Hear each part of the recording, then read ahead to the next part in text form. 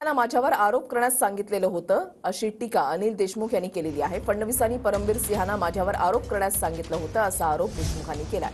खोट्या आरोपामध्ये माझ्यावर कारवाई करण्यात आली असं देखील देशमुखांनी म्हटलंय। माझ्यावरच्या आरोपामध्ये तथ्य नाही, जस्टिस चांदीवालनाही सांगितलेलं होतं असं देखील देशमुखांनी म्हटलेलं आहे। मी गृहमंत्री असताना त्यावेळेस जे भारताचे मोठे उद्योगपती होते मुकेश अंबानी यांच्या घरासमोर एका स्कॉर्पिओ गाडीमध्ये बॉम्ब ठेवण्यात आला। त्याच्यानंतर बॉम्ब ठेवल्यानंतर 8 दिवसांनी ज्याची स्कॉर्पिओ गाडी होती त्याच्या मालकाची हत्या झाली। आम्ही त्याची संपूर्ण चौकशी चालू केली। त्या स्कॉर्पिओ गाडीच्या मालकाचा खून करण्यामध्ये परमवीर सिंग हा मास्टर माइंड होता। त्याची आपण लगेच बदली केली पाहिजे। आम्ही त्याची बदली केली आणि बदली केल्यानंतर त्या परमवीर सिंगला मुंबईचे पोलीस आयुक्त याला सस्पेंड केलं।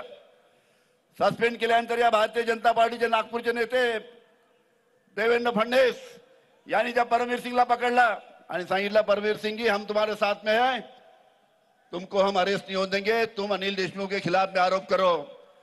त्या जस्टिस चांदीवालने सांगितलं त्यामध्ये अनिल देशमुखावर जे आरोप झाले त्याच्यामध्ये कोणतेही तथ्य नाही। नंबर 1, अनिल देशमुख आरोप झाले त्याच्यामध्ये कोणतेही पुरावे नाही। नंबर 2, आणि अनिल देशमुखावर जे आरोप झाले ते ऐकीव माहितीच्या आधार केले, इकडून तिकडून ऐकले आणि आरोप केले। अशा पद्धतीनं जस्टिस चांदीवालने सांगितलं, हाईकोर्टात निर्णय दिला, सुप्रीम कोर्टात निर्णय दिला आणि अशा पद्धतीनं संजय सिंह जी 14 महीने के बाद मैं जेल के बाहर आया। एका खोट्या आरोपामध्ये माझ्यावर अशा पद्धतीची कारवाई झाली।